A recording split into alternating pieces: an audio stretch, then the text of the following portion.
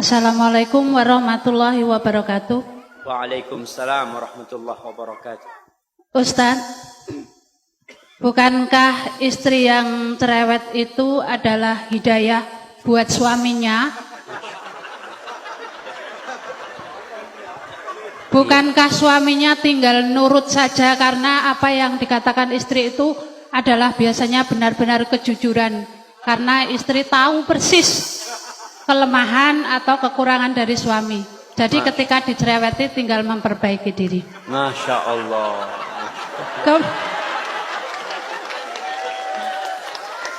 Kemudian kadang-kadang bukan istri yang tidak atau kurang bersyukur, tetapi suami itu senang dipuji.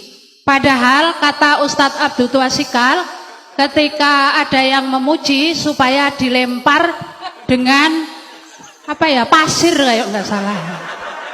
Apakah seorang istri juga karena suami butuh dipuji, apakah boleh memuji, dan bukankah pujian itu juga merampas haknya Allah bagi para suami yang senang-senang dipuji itu? Masya Allah. Kemudian berapa pertanyaannya Ustaz?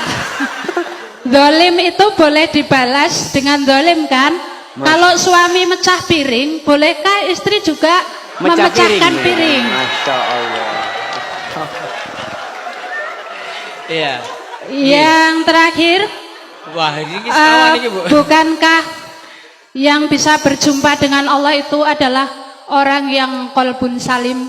Kemudian bagaimana caranya untuk bisa qalbun salim? Lalu apa yang menyebabkan tiba-tiba tidak bisa jadi sholat malam? Lalu apa yang menyebabkan sholat tidak khusyuk? Billahi taufiq wal hidayah. Wassalamualaikum warahmatullahi wabarakatuh. Waalaikumsalam warahmatullahi wabarakatuh. Iya. Iya, pertanyaan yang sangat indah sekali ya, karena memang salah satu yang menyebabkan kesalahan itu berulang kali terjadi karena kita beranggapan itu tidak salah. Kita menganggap itu benar.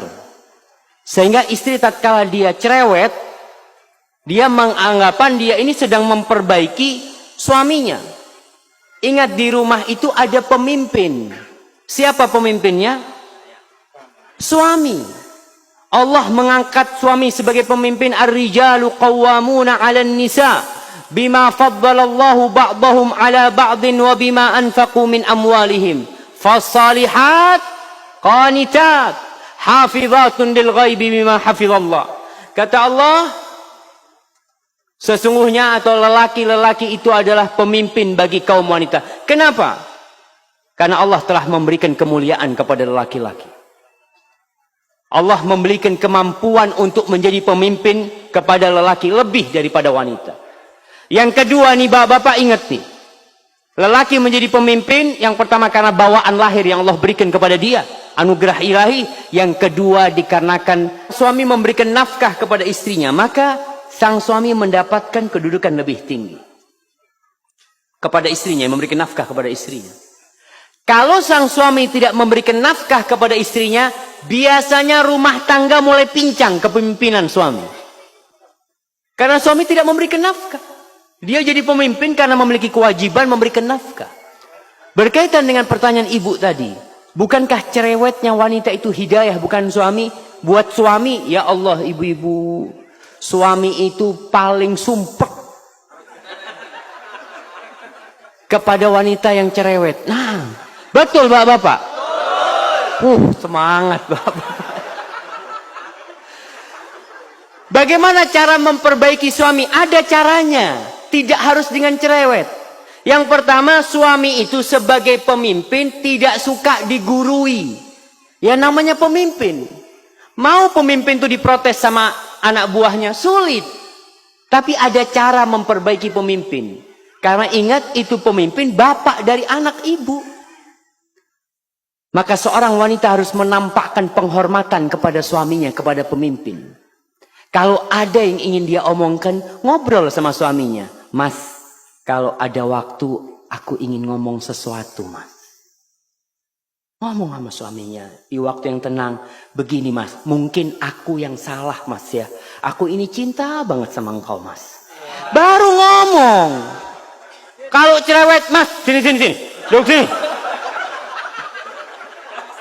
Ribut itu rumah tangga. Karena pemimpinnya suami. Apa ada anak buah panggil pemimpinnya?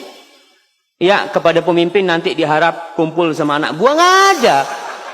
Yang dipanggil anak buah dipanggil sini sama pemimpin. Ibu kan tujuannya memperbaiki suami.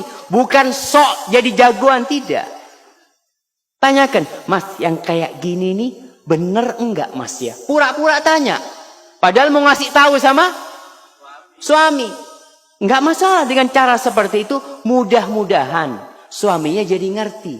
Karena tujuan kita itu adalah bagaimana perubahan terjadi di diri suami. Duduk, nggak perlu umpamanya ketika duduk mengatakan qala Allahu Ta'ala. Allah berfirman. Masya Allah. Jadi suaminya kayak diceramain gitu, Masya Allah. Orang suaminya diceramain ustadz belum tentu dengarkan. Apalagi diceramain istri. Maka tolong diperhatikan hal itu. Perbaiki suaminya dengan cara yang baik. Kalau ngomong, kadang-kala kalau berbicara itu saling ngangkat suara. Dia ngomong, Ustadz, anak kalau ngomong sama suami, suami mesti jawab. Maka jangan ngomong, tulis. Tulis, karena kalau nulis itu insya Allah bisa memilih kata-kata yang baik. Nggak emosi orang nulis itu. Lalu berikan kepada suaminya. Begitu pula bapak-bapak. Kalau ingin menasehati istrinya, jangan di depan anak-anak, jangan.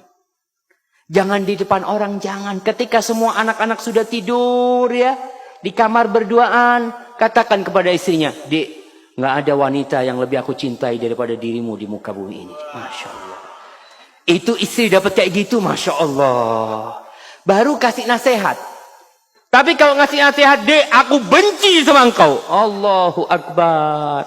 Yang kedua tadi langsung terjadi piring yang saling pecah. Baik Ustaz. Mungkin seperti itu. Kalau ingin memperbaiki suaminya. Karena wanita ini yang solehah adalah yang tunduk dan taat kepada suami. Taat sama suaminya. Hadza wallahu a'lam bishawab, dan wanita yang taat itu insyaallah akan menjadi penghuni surga Allah Subhanahu wa taala.